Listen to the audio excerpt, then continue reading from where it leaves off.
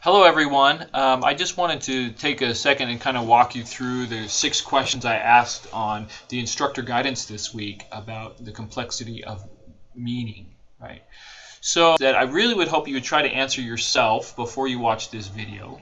But after you're done trying to answer them, come back and watch and see how your answers match with what I'm going to talk about, and see if you could figure out for yourself why meaning is so complex. The question I ask is, what is a bird?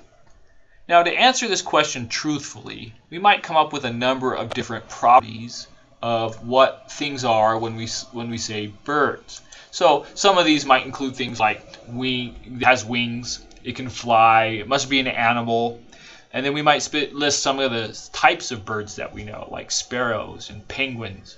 We might even list those kinds of birds that aren't typically considered birds but are still birds, like penguins and ostriches. However, if we're honest with ourselves, there is not one single one of these properties that defines what a bird is. A bird can be lots of different species, so sparrow and parrot does not define a bird. It doesn't have to fly, because penguins and ostriches do not fly. The only thing that seems to work is animal. Even animals with wings doesn't work, because even pterodactyls have or had wings, and they were animals, but they weren't birds, right? So there's no single property here that will represent what it means when we say bird. And already we can say, well, now you're just splitting hairs, right? You're just nitpicking, right? Well, yes, but this is what we try to do in semantics and in pragmatics. We don't just want to say bird is whatever it is we say. We want to systematically define what it is we mean when we mean something, right? So this is difficult. We can already see. If we were to just base a meaning on properties of a word, the meaning would be fuzzy at best. Okay, so let's look at a different way of looking at meaning. I asked this question, when I use the word bird, what am I trying to say, or what am I trying to mean? So if I use it in a sentence like, I see a bird. Bird here means a very specific bird type, right? I'm referring to a specific bird, and probably to a specific species. Right? And if I say that today, I see a bird, you'll know, and I point to it, you will know exactly which bird I'm talking about. But if I were to say it tomorrow, I might be referring to a completely different bird. It may be the same species, but chances are it will not be the exact same bird. It could be the same bird, but it doesn't have to be. So the reference of what we mean with bird, what this word bird means, changes from place to place and from time to time. Okay? So this is not great for if we're trying to decide what meaning is. Meaning should be something that we hold constant, something that does not change.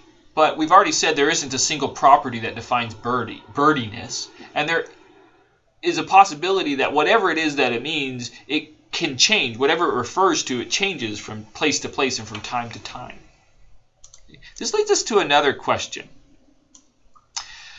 What about semantic context? So there's a saying, give him the bird, right? Which is to flip somebody off, or to make a vulgar gesture in some way, right?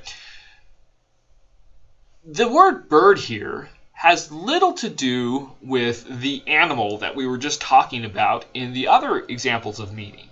Okay, so this is not about animalness.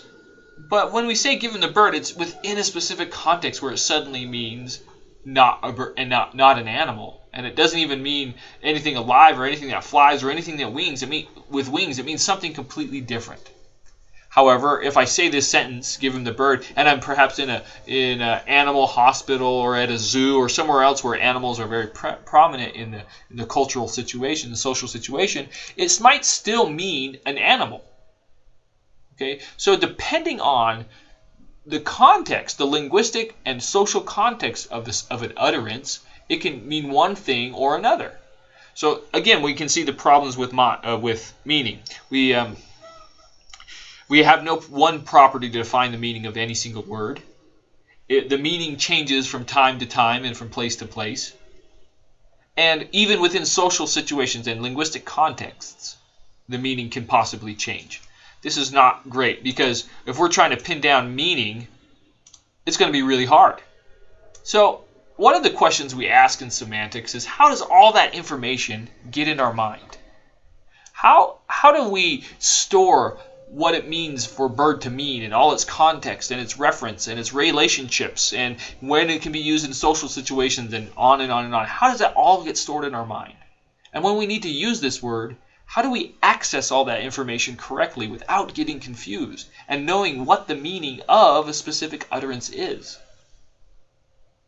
You can already see that this is a very complicated question. We either have to, our brains have to be so supercharged with cognitive energy, right, that we can actually make sense of so many different things simultaneously that it's amazing, which is probably part of the answer. Or our brains are organized and structured, or at least the linguistic part of our brains is organized and structured in a way to make it easy for us to access all this information, which is also part of the answer. And we're going to talk about each of these ideas later throughout this course. Okay? But this leads us to a very important division, the one that I bring out in this week's guidance that you'll need to remember for the rest of this course. And that is the division between semantics and pragmatics. Okay. Semantics refers to the literal meaning. I put literal in quotes because what I mean here is the meaning in isolation, without any specific social context or linguistic context and devoid of time and place. What does it mean all by itself? Pragmatics, on the other hand, refers to the meaning within specific contexts, whether social or time or wherever. Okay. So that sentence that I had, give him the bird, right? Well, the bird literally means an animal, and somebody could say, oh, give him the bird, and so he hands him a bird, right? But that's not what I meant, you might say. I meant flip him off, right? So this is a distinction between semantics and pragmatics. And this will become a very, very important distinction throughout. And as we study mostly pragmatics in this course, you'll need to focus on, when we talk about meaning, we're not always talking about semantics. We're not talking about the literal meaning. We're talking about what it means in a context. All right. I hope this helped to clarify some ideas and that you found it useful at least. And I'll see you in the next one.